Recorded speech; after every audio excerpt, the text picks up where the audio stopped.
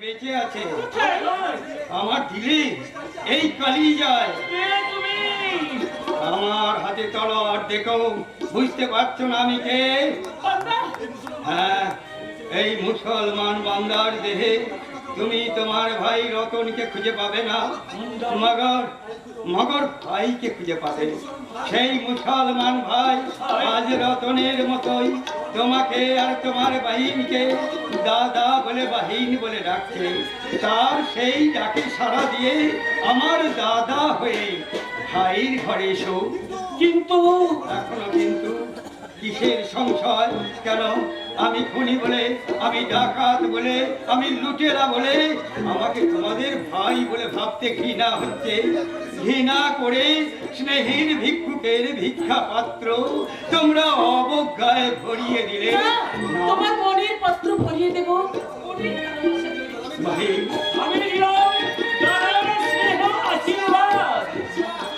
হুশিয়ার হুশিয়ার আফগান নিষাদ, তাদের ধ্বংসব্রতচারী এই ফেরারি বান্দা আজ সিদ্ধ পুরুষ, হাতে তার নাঙ্গা তলোয়ার, মুখে বাইরের ভালোবাসা আর মাথায় কুড়িয়ে পা। এইবার সে তার অজেয় ডাকাত বাহিনী নিয়ে হুগলির পাপের কেল্লা বরোধ করবে, পদাঘাত ভেঙে ফেলবে শাসনের বুনিয়াদ, তোদের বুকের রক্ত ভিজিয়ে দেবে দেশের মাটি, ফিরিয়ে দেবে মানুষের অধিকার। এসো বাহিনী, এসো দাদা।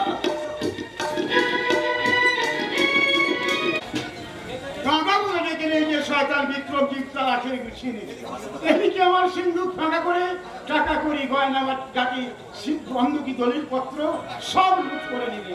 ওই বাবারে, আমার কি সর্বনাশ হলো রে! খুন করব, রক্ত গঙ্গা বইয়ে গেল, ডাকাতের গোষ্ঠী নিবংশ করেছে। নিবংশ তোমাকে করতে হবে না, মঙ্গলকে হত্যা করে তোমার মনে আক্তার খাই তোমাকে নিবংশ করেছে। ডাকাত ছেলের বাপ হয়ে গেছে, নিবংশ অনেক। তুমি মানুষ না অন্য কিছু?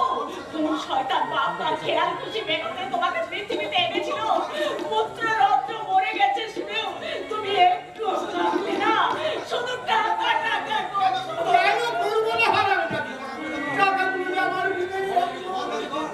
বল না দিব, আমার কুবেরের ভান্ডার কোথায়? তোমার পাপের ভার লাঘব করতে নাঙ্গা তলোয়ারকে ডেকে নে।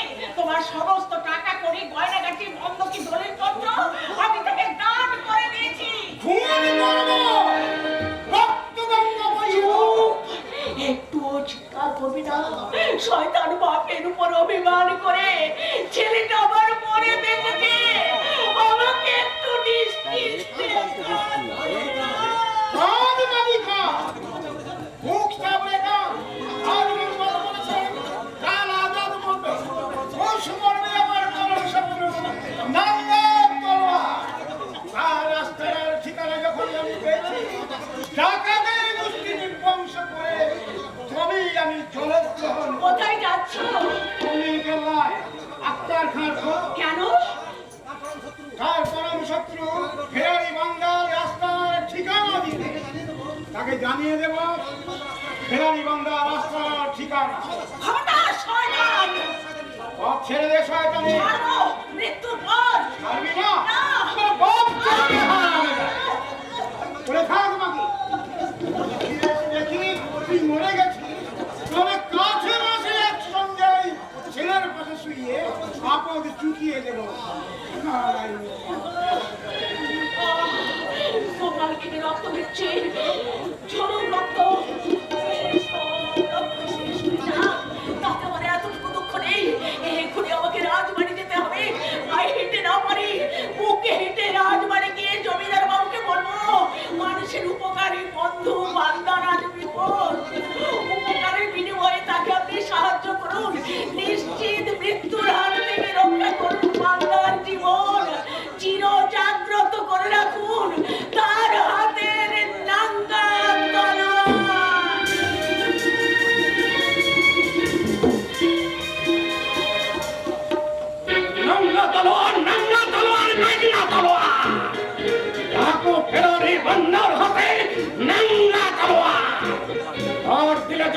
জমিদারদের জিন্দগি খতমের কাসাও সেই কুত্তার বাচ্চা আমার রাতের বীজ কেড়ে নিয়েছে।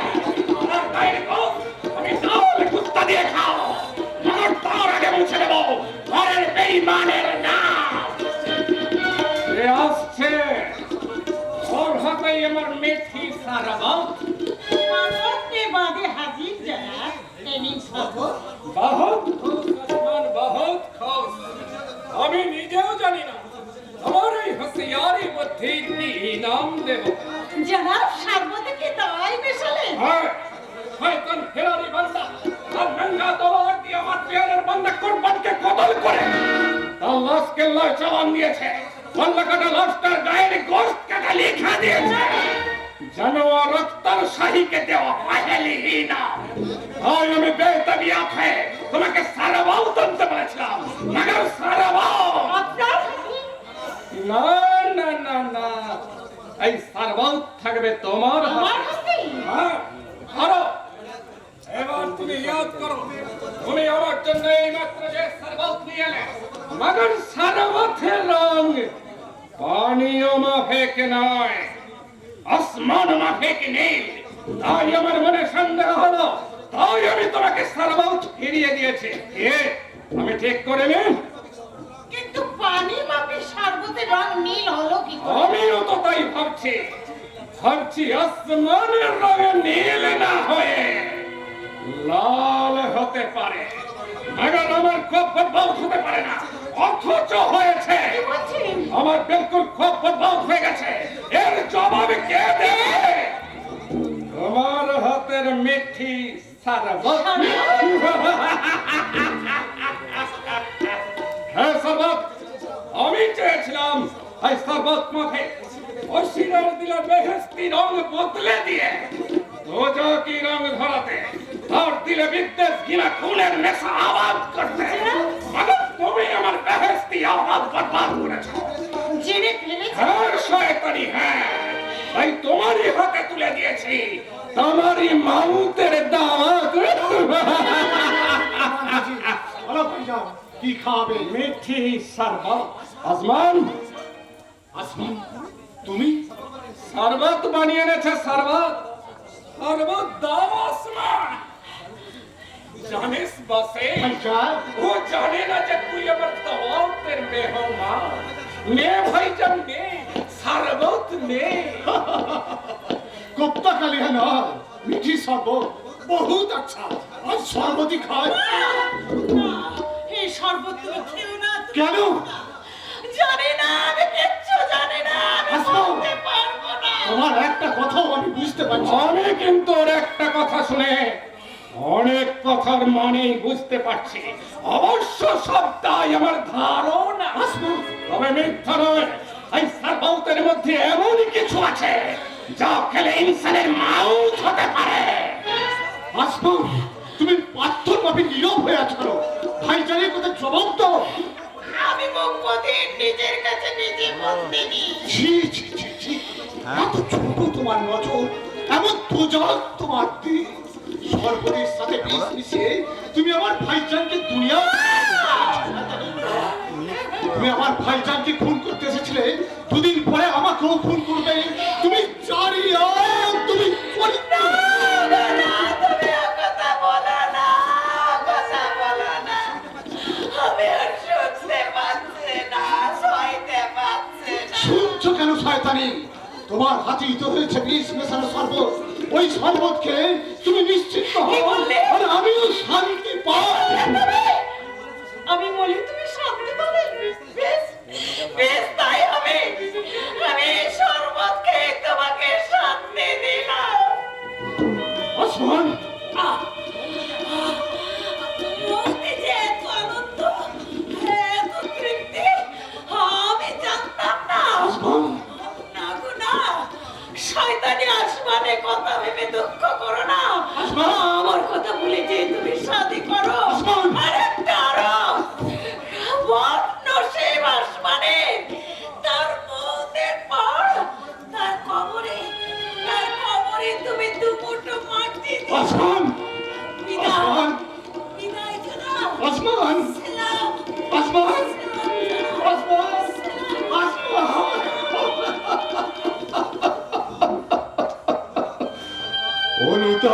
কোনো সূচনা নয়, বুকের বোমা বেদনার দু আঁখ দিয়ে পানি উঠে চলে পড়লো।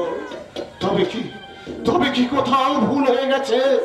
আসমান, একটু দাঁড়াও, একটু অপেক্ষা করো, মৌতের আগে বলে যাও, আমাকে কি তোমার কিছুই বলার নেই? আসমান,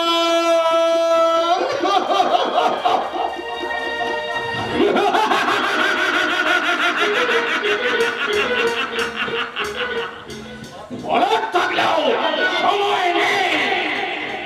এতক্ষণে কাশ্মী আসমান আউতের করে ঘুমিয়ে পড়েছে। আমার তামাম ফন্দি আর শয়তানি মতলব তার দেহের সঙ্গে কবরে মাটি হয়ে যাবে, কেউ তা জানতে পারবে না। কি জানতে পেরেছিস? মত খবর? হ্যাঁ ভাইজান, উদ্ধত নাঙ্গা তোমার হাতে শয়তান ফেরি বান্দা গতকাল রাত্রি আমি কাগজে আনা দিয়েছি, তার দাবাব হলো। শুধু তাই না দাসী সাহেব, পান্ডুয়ার কোতোয়ালি থেকে আরেকটা পথ খবর জলদি বলো, সে বধূর নাকি?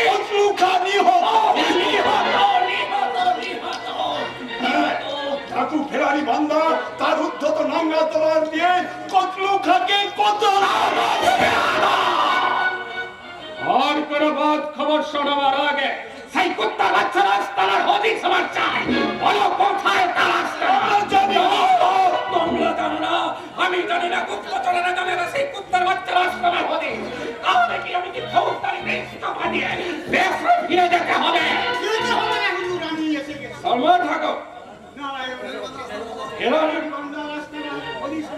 বলো কোথায়?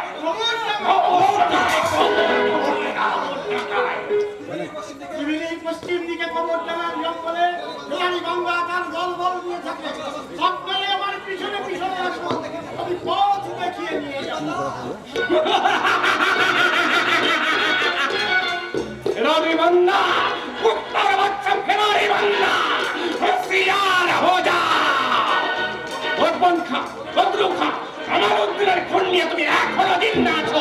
মাগুর না, আর আমি তোমাকে জিন্দা থাকতে দেবো না। তখন নইলে দাওয়াত নিয়ে তোমার মৌতের মেহমান এই আক্তার খা যাচ্ছে। এই মুহূর্তে তোমার ফৌজকে তলোয়ার নঙ্গা করতে বলো, যুদ্ধের বাজনা বাজিয়ে জামিনের দুলো আসমানে উড়িয়ে উল্কার বেগে ছুটে ফেলো ওই কবর ডালার সড়কে।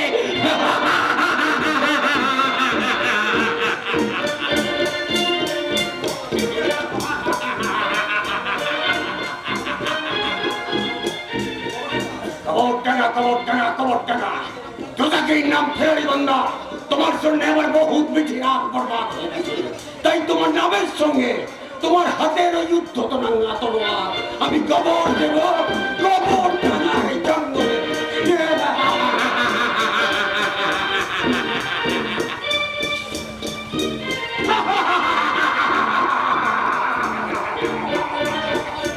আমি হইলাম সবার পিছনে, পিছনেই থাকবো। পিছন থেকে হাতিয়ারে চালিয়ে আত্মার খার সঙ্গে তাদের দু ভাইকে কবর টাকার জমিনে কবর দেব। মেহে আমার দিলে না, তার জন্য আমার দিলে মেহের পানি নেই। আমার ভয়ঙ্কর লোভে শিকার হয়ে ওই আসমান আজ কবরে শুয়ে কাঁদছে। কাল জগত্তার সেই তামামাত্মি, পরশু সবেরে নকি ভাগবে শুয়ে পরকনার মালিক আবু বেগ মির্জা মোহাম্মদ ওসমান খান।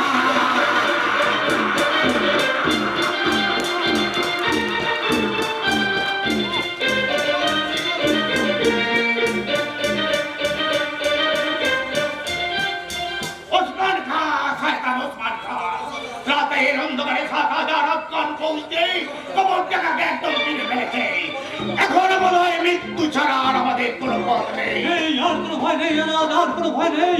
আমাদের অভিজাতদের ঘুম ভেঙে গেল। তোমাদের মা তোমাদের বিপদের কথা যথা সময় আমাদের জানিয়ে দিয়েছিল। ওই দেখো দেবীপুরে প্রায় শক্তি নিয়ে আমার দাদা তোমাদের পক্ষে যোগ দিয়েছে।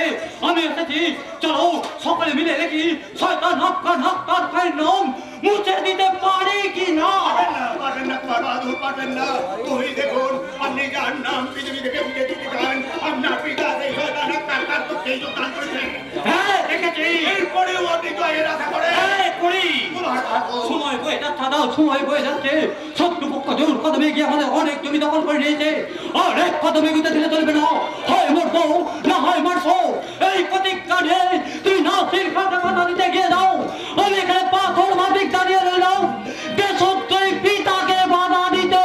মেহেরবান খোদা তাআলা আপনাকে দোয়া করুক কুমার বাহাদুর, আপনাকে দোয়া করুক।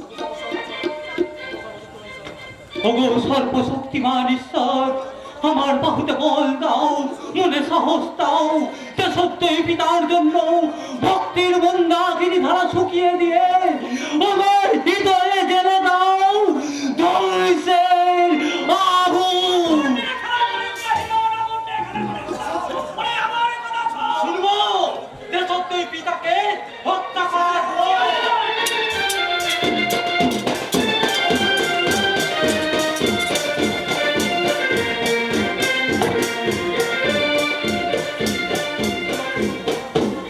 ইরানের সঙ্গে কাকার ভয়ঙ্কর যুদ্ধ হচ্ছে। সেই মুহূর্ত আক্রমণে পিতাকে ব্যস্ত করে তুলেছে। সাব্বাস ইরান, সাব্বাস। তোকে দেখে, তোর কাহিনী শুনে আজকের মানুষ মৃত্যুর আগে তাদের বংশধরদের যেন শিখিয়ে দিয়ে যায় পিতার চেয়েও দেশ আর দেশের মানুষ অনেক বড়, অনেক বড়। অনেক বড় মান আমার সব থেকে তোমার বউটার নামান আজ এসে গেছে। এসো শয়তান, আমি তোমার জন্য অপেক্ষা করছি। তুমি সেদিন আমার স্ত্রীর হাত ধরেছিলে, আজ তোমার বুকের রক্তে তার পা দুখানা আমি নামিয়ে দেবো।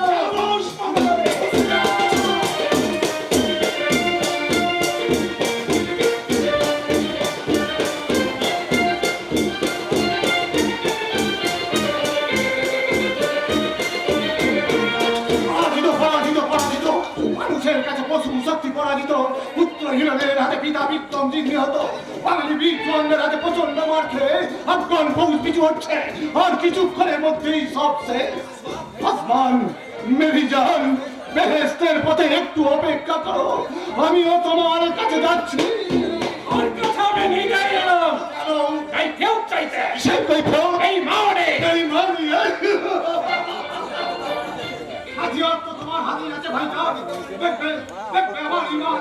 আর ওই হাতিয়ার খানা আমার কলিজায় বসিয়ে দাও। তারপর তুমি অফ করে দেখে নাও তোমার মনে দাও আর বিশ্বাসের কুণ্ড দিয়ে আমার সায়েন্স আর ইমান কেমন ধ্যান আছে। তুই আমাকে মাফ কর ভাইজান। নিশ্চিত পরাজয়ের মুখে দাঁড়িয়ে তোকে অবিশ্বাস করে আমি বড় ভুল করেছি। মগর সে ভুল আমার ভেঙে গেছে। তাই তোকে বিশ্বাস করে একদিল বিশ্বাস নিয়ে আমি যুদ্ধ শিবিরেই ফিরে যাচ্ছি। সে বিশ্বাস তুই আর যাই করিস, আমার সঙ্গে তুই কোনোদিন বিশ্বাসঘাতকতা করবি না, করবি না, করবি না। না, করবো না বিশ্বাসঘাতকতা। দুদিন আগে মহাপাত্রে করেছি কুরবানি, আজ কুরবানি দেবো নিজেকে। তারপর এই দুনিয়া জানুক এই বসির খা বেঈমান নয়। আমার মতো বেঈমানদের একটু যা কি জিন্দগির ভুল তাহলে বুঝতে পেরেছ। আর পেয়েছি বলেই আজ তোমার কাছে স্বীকার করতে এসেছি।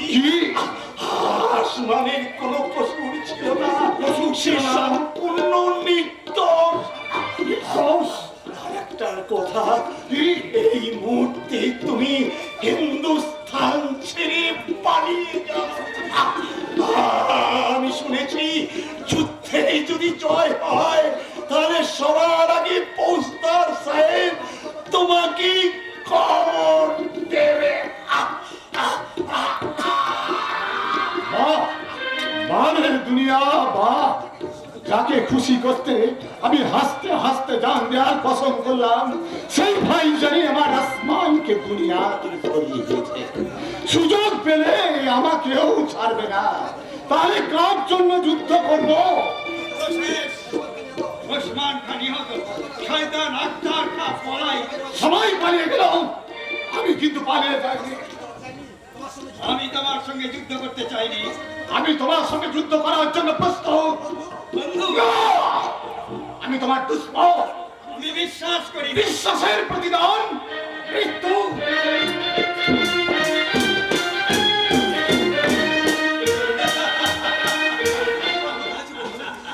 আমি বুঝেছি বন্ধু। বন্ধু নয়, আমি তোমার দুশ্মন। যুদ্ধে পরাজিত হয়ে তুমি জিততে চাও?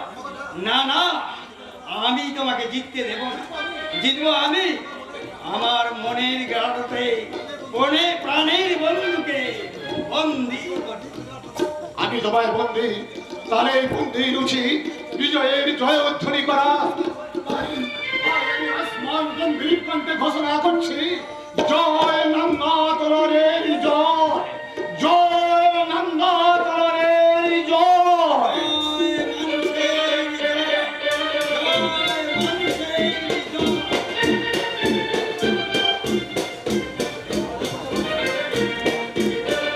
পরাজয় পরাজয় পরাজয়, একটা সামান্য ডাকাত বাহিনীর কাছে আমাদের পরাজয়।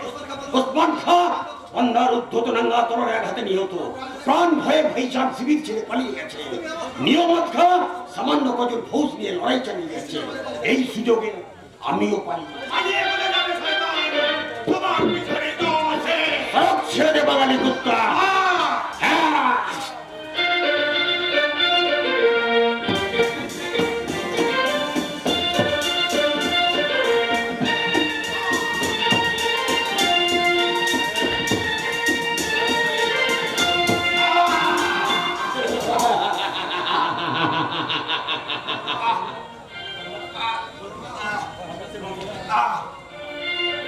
হলো না, অজ্ঞান প্রায় গড়বড় হয়, শেষ দেখা হলো না, হলো না।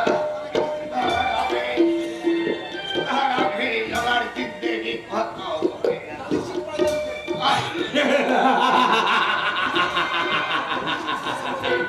নিশ্চিত পরাজয়ের মুখে তবু একটু সান্ত্বনা। একটা দুশ্মনকে খতম করেছে।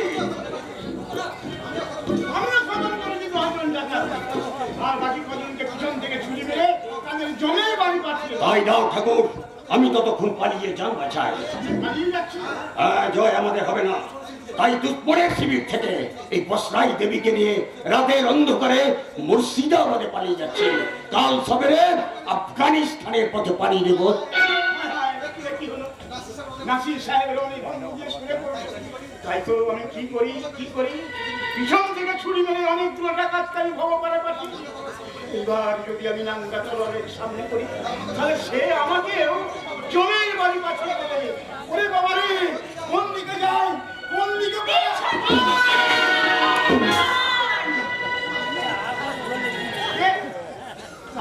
হ্যাঁ, তুমি আমার অনেকগুলো ছেলেকে পিছন থেকে ছুরি মেরে হত্যা করেছো, তাই আজ আমি তোমাকে পিছন থেকে ছুরি মেরে হত্যা করে তার প্রতিশোধ নিলাম।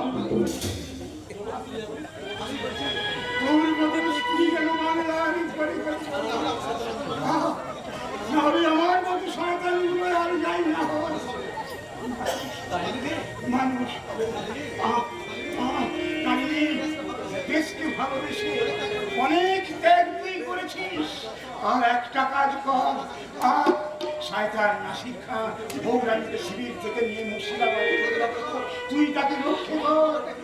এই খবরটা এখনই ফেরারি বান্দাকে জানলে। দেখলে মিনিষের কাণ্ড। ভাবলাম গঙ্গার জলে ঝাঁপ দিয়ে পথের হাতে নিতুর না মুছে ফেলবো, তা নয়, আমার মাথায় পুরো দায়িত্ব চাপিয়ে দিয়ে গেল। না না, আর আমার ভাবার সময় নেই। আগে বৌরানীকে রক্ষা করি, তারপর নিজেকে রক্ষা করবো ওই গঙ্গার বুকে ঝাঁপ দিয়ে। গঙ্গার অত্যন্ত লোক আমাকে হচ্ছে দিদি রাখছে। ওখানে পরম নির্ভয় দুরন্ত স্বাধীনতা। ওগো সন্ধ্যা রাতের তারা, ওগো শ্যামল পুরাণী, তোমাদের সাক্ষী রেখে জননী বসু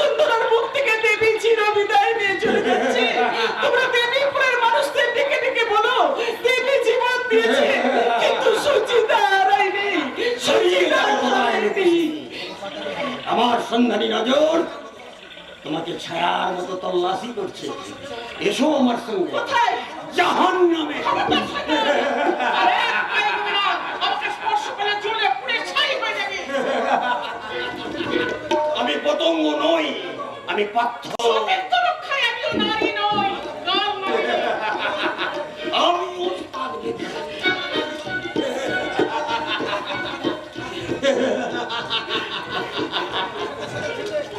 আল্লাহ যেন বিষ্ণাস থেকে দিকে আমি ছাড়ি। ছেড়ে, ছেড়ে দে শয়তান। ছাড়বো। তোমার নরম শরীরে আমি আমার দাঁত বসিয়ে ওই চাঁদ মাপিক মুখে কলঙ্কের কালি মাখিয়ে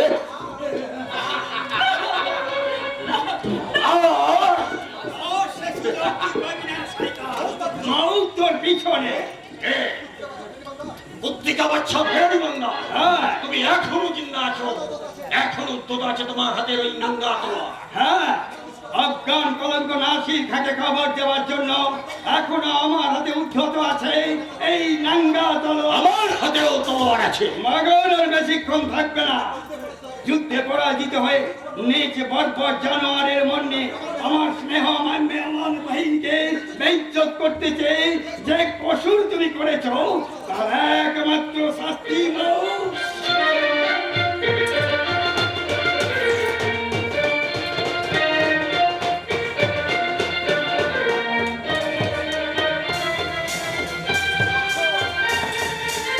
বহুত বহুত আফসোস। শেষের পালা শেষ। এবার আল্লাহকে ডাকো শয়তান। সেটি হ্যাঁ, তোমাকে খবর দিয়ে শয়তান শাহির শেষ চিরাগ আমি নিভিয়ে দেব। দিও না, ওর জীবন দেব নিভিয়ে দিও না, ওকে মুক্তি দাও। তুমি কি বলছো ভাইজান? যে ইবলিস শয়তান বাংলার মাটিতে বিচরণ করে মহানুভব বাঙালির মানবতাকে রক্তাক্ত করেছে, বাঙালি হিন্দুর বুকের রক্তে রাঙিয়ে দিয়েছে কয়জার সমেত পাপ, তুমি তাকে ক্ষমা করতে বলছো? এ কোন নীতি? মনুষ্য নীতি। একটা স্বার্থপর বিকারগ্রস্ত মানুষকে ক্ষমা করে যদি তার অন্ধকার মনে আলো জ্বালাতে পারো, তাহলে তাকে দেখে অনেক মানুষ শিখবে, অন্ধকার থেকে তারা আলোয় ফিরবে।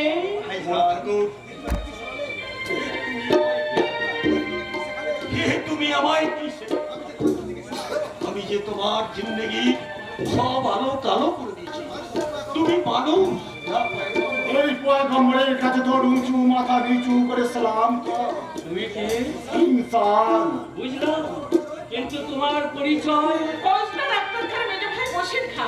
তুমি তুমি বাঙালি নরমি বন্ধু বসির খা।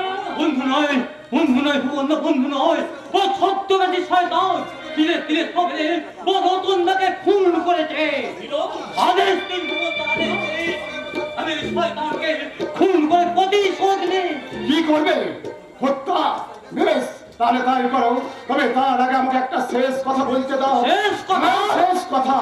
এই দুনিয়ার তামাম আদমি জানে রতন হাল্লার মৌতের কোলে ঘুমিয়ে পড়েছে, মগর আমি আমার খোদা তোরা আর ওই ফেরারি বান্দা জানে সে আজও জিন্দা আছে। আমি বিশ্বাস করি না।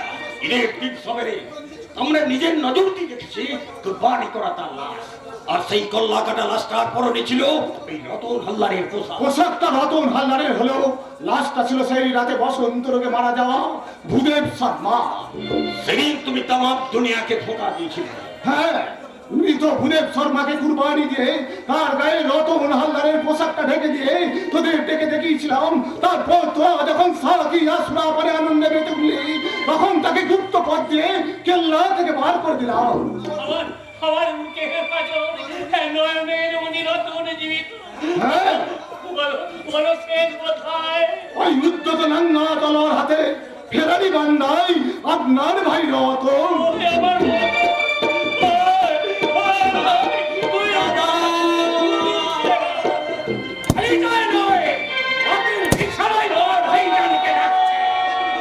তুমি কি করলে? জিন্দেগির পহেলা নম্বর দুশ্মনকে দুনিয়া থেকে সরিয়ে দিয়ে পরাজয়ের বদলা নিলাম। এবার তোকে সরিয়ে দিয়ে এই মানের বদলা নেব।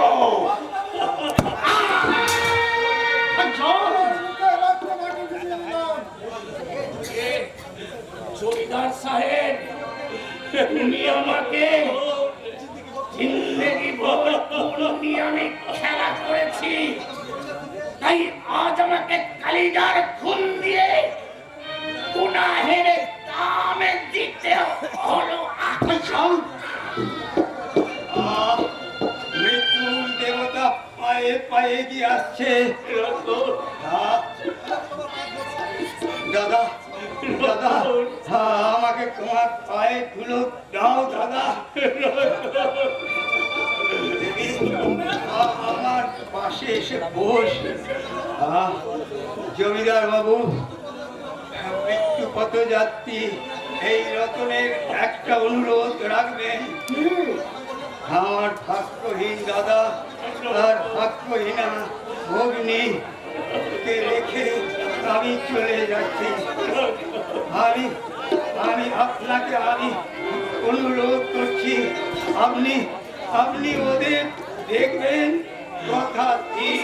শুধু কথা নয়, আমি ঈশ্বরের নামে প্রতিজ্ঞা করছি, সমাজের সমস্ত বাধা প্রতিফলিত করে দেবীকে আমি গ্রহণ করব, আর আপনার দাদা ভুবনদাকে সর্বদা অভিভাবকের মতো আমার পাশে পাশে রাখবো।